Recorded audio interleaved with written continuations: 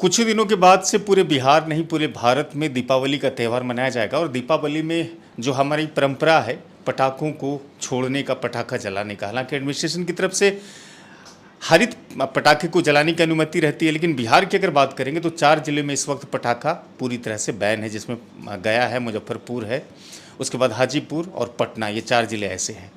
लेकिन इस पटाखों से कितना नुकसान होता है ये चीज़ को भी समझना होगा। कहते हैं कि पटाखों से 10 गुना जो होता है वायुमंडल प्रदूषित होता है और कई 15 डेसिबल से भी अधिक जो है ध्वनि प्रदूषित होती है। हमारे साथ पटाखों से होने वाले नुकसान के विषय में बताने के लिए जवाहरलाल नेहरू मेडिकल कॉलेज अस्पताल के असिस्टेंट प्रोफेसर हैं मेडिसिन विभाग के डॉक्टर आनंद सिन्हा जी और कार्डियोलॉजिस्ट भी। तो पटाखे से क्या नुकसान होता है और किन तरह की बीमारियों को बढ़ावा मिलता है? सांस की बीमारी और हार्ट की बीमारी और ध्वनि प्रदूषण से जो हमारे कान और दिमाग पे गलत असर पड़ता है, बस इतना तो है ही। पटाखे का वो जो हमारा नुकसान है वो यही है। मेनली सांस की बीमारी, जिनको दमा वगैरह है या जिनको COPD करके बीमारी होती है जो दमे से मिलती जुलती होती है, इनकी तकलीफ बढ़ सकती है पटाखे से बढ़ सकती है।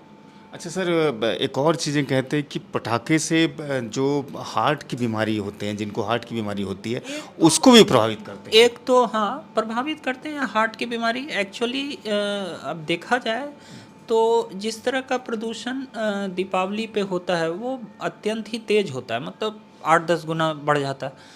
इस तरह का प्रदूषण अगर साल में एक बार हो तो कहा जाए तो सांस की बीमारी को बहुत ज़रा एग्रावेट तो कर ही सकता है, लेकिन हार्ट की बीमारी वाले लोगों पर उसका बहुत असर नहीं होगा, क्योंकि हार्ट पर जो स्मोक का या किसी तरह के धुआं का असर होता है वो बहुत धीरे धीरे प्रोलॉन्ग्ड एक्सपोजर से, बहुत लंबे समय तक जब उसका एक्सपोजर हो। हाँ, हार्ट की बीमारी के लोग जो अत्यंत गंभीर रोग से ग्रसित हैं उसमें ये समस्या हो सकती है कि तेज़ आवाज़ से उनको उनके दिल पर झटका या सदमा पहुंच सकता है। कभी कभी बहुत तेज आवाज़ आती है, तो ये ध्वनि प्रदूषण ज़्यादा कारगर हो सकता है उनको नुकसान कराने में बनस्पत धुआं। चूँकि धुआं साल में एक दिन की बात है, तो उसको हम लोग कहेंगे कि हृदय रोग के लिए उतना नुकसानदेह नहीं जितना कि सांस के रोग।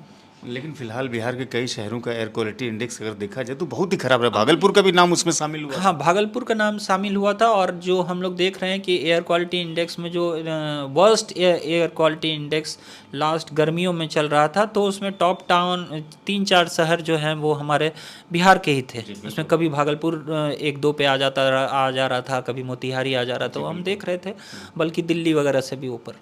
अच्छा, दीपावली में खासतौर से जो हार्ट बीमारी से ग्रसित लोग हैं या फिर जिसे श्वसन संबंधी बीमारियां हैं, उसे परहेज कैसे करना चाहिए?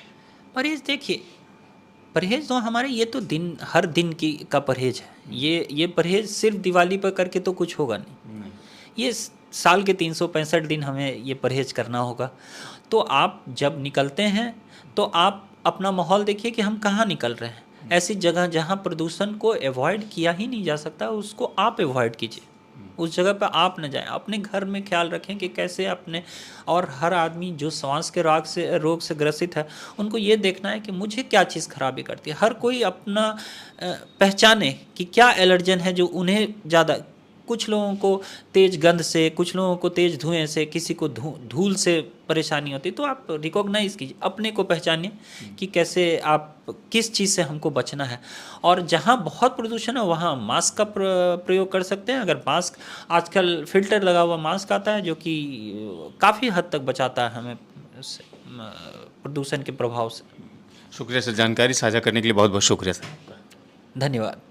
डॉक्टर आनंद सिन्हा थे। जानकारी के लिए आपको बताते चलें कि पटाखे से जो धुएं निकलते हैं उसमें जिंक, कॉपर, सीसा और मैग्नीशियम के साथ साथ नाइट्रिक भी होते हैं और कई तरह के रासायनिक तत्व शामिल रहते हैं जो कि वातावरण में घुलता है, फिर उसका असर इंसानों पर पड़ता है, मनुष्यों पर पड़ता है, उसके बाद फिर जानवरों पर भी पड़ता है और जलीय जीव पर भी पड़ता है।